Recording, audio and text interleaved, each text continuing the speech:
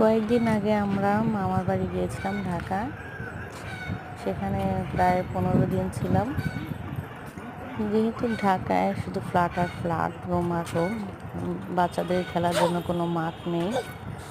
তো সেহেতু বাচ্চার বাবা ঠিক করেছিল তার মেয়েকে নিয়ে ঘুরতে যাবে।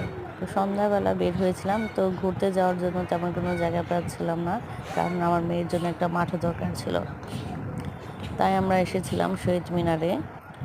মেয়ে তো এখানে এসে মহা খুশি, কারণ সে খুব বড় একটা মাঠ পেয়েছে। তা এখানে শহীদ মিনার সে এক সিঁড়ি থেকে এক সিঁড়ি উঠতেছে। মেয়ে তার বাবার হাত ধরে ঘুরছে।